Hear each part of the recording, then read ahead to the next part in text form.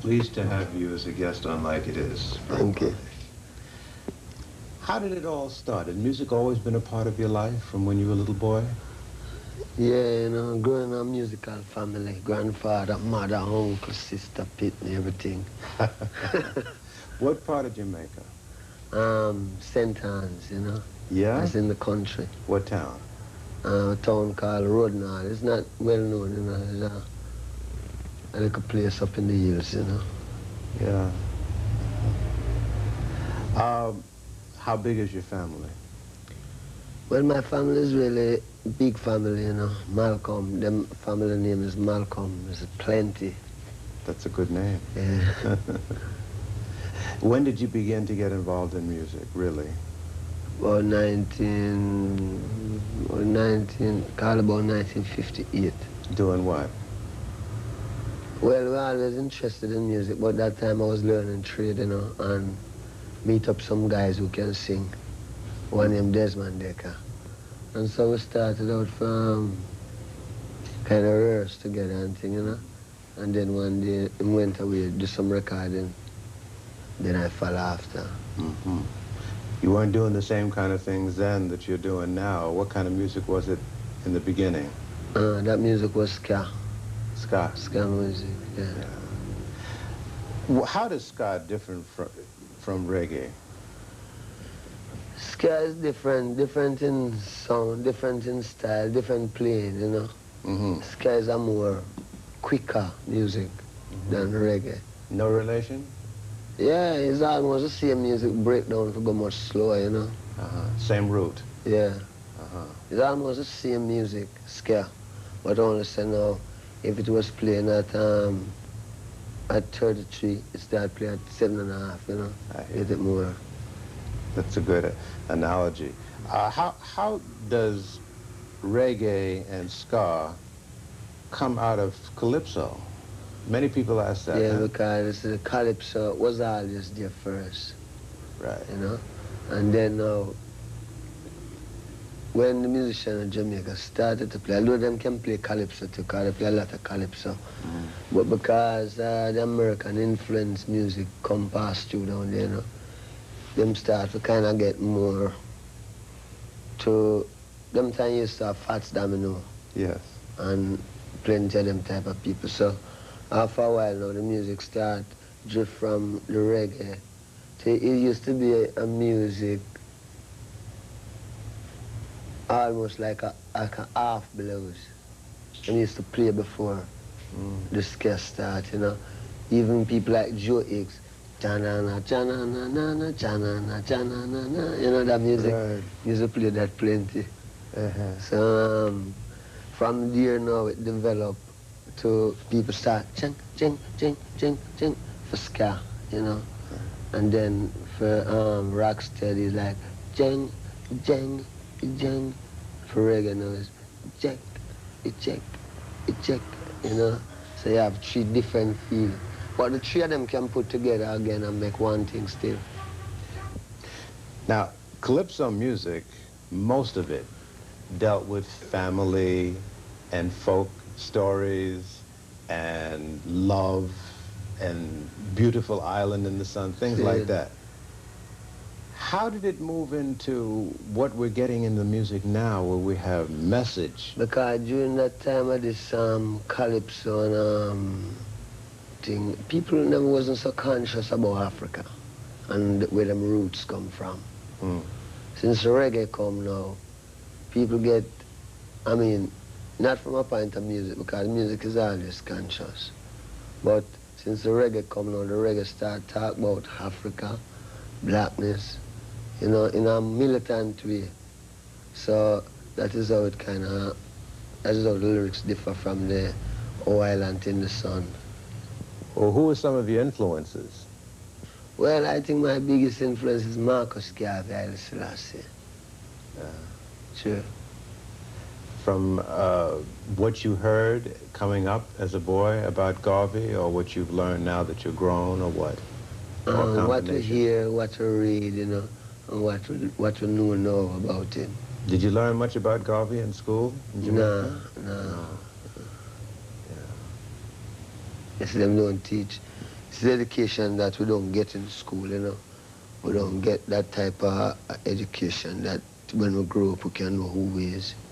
We get a more education that we might know who Christopher Columbus is, or who Marco Polo is, you know. But we never really know who Marcus Garvey is, who Haile Selassie is, or who any black man is. Were you born as a Rasta? Or how did that evolve? Well, where I figure now I was born, you know, and when born and growing, there was a certain amount of consciousness in myself that, you know, it was always a lonely world, not finding people who might think like me, you know. Yeah. Not to say that I think so different, but because this consciousness about God and the people I come from is more Christian, you know. We always try to do, like, try to stand up to the right. But we used to find out now that one church quarreling against the next church, and I figure I never want any of that, you know. I never want to really enter into the thing where this one I fight against that one and everybody talking about God still. So after going on and coming up, you know, the thing that was there get more stronger, come to Kingston, meet some more people, them people is Rasta. You talk to them and find out it's the same thing I have inside. It's the same thing. How old were you when this started to happen? This is about 17, 18, you know. I find out that the same thing where I deal with is the same thing where the Rasta man talk about. So that is how I could identify myself as a Rasta. By not changing, you know. Now, what happened when you went back home and told your family what you had found? Oh, I never have a home to go back to. No? No. Where we from, everybody gone, you know. Everybody gone. Everybody living in America, some living in Kingston, everybody gone. So, never really have a home, not that much, although we used to have a home before grandfather died, you know. But after grandfather died, everything gets crashed. So, you know, so you came to Kingston, and that's where it began to happen. Yeah. Where did you live in Kingston? What part? East. I call it East Kingston. Out near the east. Yeah. And then we go up a place named Oxford Street, you know, down to Spanish Town Road, down to then up to Trenchtown. Yes. So for a long time, things were kind of lean. Well, yes, things was kind of lean as can. It leaves to what is your expectation anyhow, do, you know. To me, it was lean, but I could understand it because coming from a country where you learn to do things like you don't learn to depend on family and all of that, you know. You go out and you plant your own corn and you watch the corn grow. When corn grow, you pick your own corn, you know what I mean? Yes. All of them fruits on them tree, you can get them, you know? So... It's a little different, though, in town. Yeah. You know, we've got to do different things to eat, eh? Well, when you're in cities, a whole different ball game, you know? Right. People have to go to work, catch the bus. You know, the country, all the day, you go for the donkey, and you ride the donkey to the farm, and you're cool, you know? Right. In the city, people also catch the bus, go to work, get off work, come back home, you know? So it was a different thing up there. I know a little bit about Jamaica, and I understand in Kingston, Trenchtown is a rough part of town. How did you survive? Well, while living in Trenchtown, you know, as a young man, surviving was easy. The only thing you'd have to really look out for was the police, you know. Because the police could have just get you, frame you, you go to prison, and because you come from Trenchtown, you know, Trenchtown's from them say, where you from? You say, Trenchtown, you're gone. You know, you get shipped out. You know, a lot of people are confused about what a Rasta really is and have a very negative image of the Rasta. Tell us what a Rasta is. See, Christ promised that he will return within 2,000 years, you know, and him say, when him come, he will be the King of Kings, the Lord of Lords, the conquering Lion of Judah, through the lineage of King Solomon and King David. Now, my life have great meaning to me. So I really search to find out if God is here. When I search, I look in at Ethiopia. I look all about, looking at Germany, you know, because I'm not prejudice. I look for God. I looking at Ethiopia, I see one man stand up with these names. Emperor Haile Selassie, name King of Kings, Lord of Lords, conquering Lion of Judah, through the lineage of King Solomon and King David, written in the Bible. One of my things is that the Bible, them say that King James edit the Bible. Now, my understanding is that if King James edit the Bible, I don't think he would edit it for the benefit of black people. So when the revelation turned out that Haile Selassie is the King of Kings and the Lord of Lords, coming straight through the lineage of King Solomon and King David, then, you know, we really know that this is the Christ return. Because we know in this world, yeah, when the white man edit it, he wouldn't edit it in our behalf. You know, he would have more edited to make it look like England going to be the big thing. But in the last days, they'll prove out that is Ethiopia, Haile Selassie, you know, and Haile Selassie's name is Rasta. So we are called Rastas, you know, called by his name. And then it's a lot of things. We go as far as saying, him say when him return and you call upon him, now this is God, him say when him return and you call upon him, your mother and your father will forsake you. Now, we know that if you call upon the Catholics, them embrace you. You call upon the Church of God, them embrace you. Any religion you call upon, you might get embraced. The only religion them push you off from is Rasta.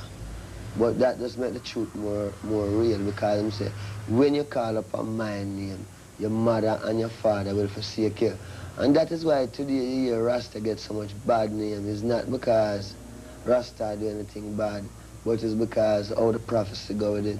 When if your mother and your father will forsake you, just imagine people who don't even know you. You know what I mean? Well, in most religions, you go to church on Sunday, and you may go to a Bible class once or twice during the week, and that's it. Yeah. Is it pretty much basically the same in Rasta, or is it more involved? No, we say that the man is the church. The Bible is there. But what we find out now is that a lot of people read the Bible, but them don't understand the Bible, because the approach to the Bible is wrong. I mean, there's no way you can read a book. You just take up a book and just read it in the middle and figure you can find out what was happening from the beginning to the middle. The Bible is a whole book with a whole tradition in it. And from them read to Genesis to Revelation, the whole truth of the whole straight road with the overstanding is there. You know? So it's not a say, well then, we just go church and do like the other Christian. We know that the man is a church, you know? Because see, you just can't overthrow the truth. You know, we, our people, have our roots. When we search for it, we find it in a Rasta. Because we don't see, there's no other way, we don't see no other way. It's Rasta we find the roots in there, you know. How do you handle fame? I handle fame by not being famous. Come on, you know you're a famous man. No, I mean, you know, not to me. No? Not famous to me. Some people get drunk off of fame. See, I learned from we was coming in, from I just started music. You know, the people them want me. Them show me say, hey, this game is a game where if you don't mind sharp, you lose your consciousness.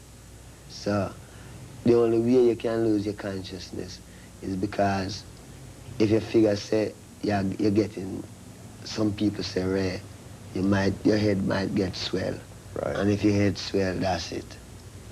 So you know, really don't keep my head in a bandage that it can't swell. True. How do you handle the women that come at you in droves? People have visions of women beating down the door to get at Bob Marley and grabbing clothes. Is it like that? No. No? Woman easy, you know. Is it difficult, though, to keep your balance and not, you know, get to feeling that you're more important than you really are when so many people are after you all the time for different things? No, you see, I don't think, I never really check myself, you know, I really, I know I am benefit to the people, you know. That's the only consciousness I have on myself, that I can be beneficial to a people, you know. And I don't know anything else. I don't know that. What do you think it is that has made Bob Marley such a big name? I think, you know, maybe it's just what Bob Marley stand for. What is that? The truth. And the determination to stay alive and survive. You know? You have a record out called Survival. Yeah. That was last year. Yeah. Did anything happen to you that caused you to write that? Well, 1976, I'm shoot off of me, right? Yes. And I figured that was survival, you know? Yeah. What happened when you were shot? You were in your home. Yeah. Was it in the morning or at night or what happened? Well, it was about, that's about 9 o'clock in the night. Yeah. What happened is that the night before, about 3 nights before that, I was living at a place called Bullby, you know?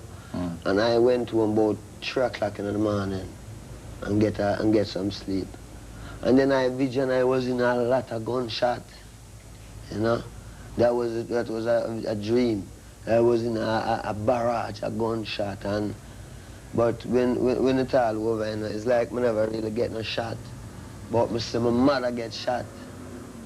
You know, the vision show my mother get shot in her head. And what happened is that the vision said, don't run.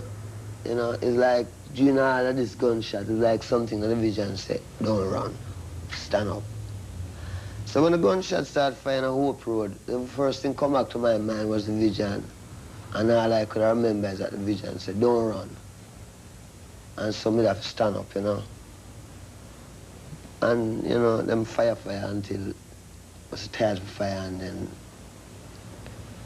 two is not really a lawful gun battle. Man starts to run and it ease up, you know. Where were you hit? Eh? Where were you hit? Me? Yes, sir. Yeah. Went right through? Or just skinned No, it? I'm said lodge inside there. Yeah? Yeah. You never saw the gunman? Well, at that time, no. But you know who did it? You ever know that? Were they caught? No, but I don't court the police. It's just, you know, one of them thing. You have a record company now. Yeah. Why? Oh, you know, a long time we always have a record company. What we have now is a recording studio. When we go into the studio to work, it was a lot of hassle. I mean, we're Rasta, you know. Some people don't want a Rasta in them studio. You know, if you stop all of this, you have to make one because, you know what I mean? A man might say, no, you say Haile Selassie are God. Well, you know what I mean? Go and build your own studio. You know what I mean? So, all right, Haile Selassie is God, I'm going to go and build a studio, you know? So, you know what I mean? And that's how it go. Them things come through sabotage and through pressure. If everything was nice, maybe we wouldn't have to build a studio. But, you know, it's just a tricky place. It's not everyone really have that humanitarian feeling. Some people just deal with, them don't even know what I'm dealing with. What's ahead for Bob Marley, do you know? Do you have an agenda or a master plan? Well, I feel ahead for I and I is the unity of Africa. And then when the unity of Africa come, then people will really understand, say, you know, there was something in this thing. Or there is something in it.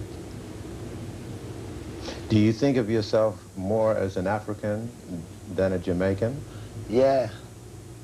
Because one of the main things is that we're Rasta. From you accept Rasta, you become an Ethiopian, which is Africa.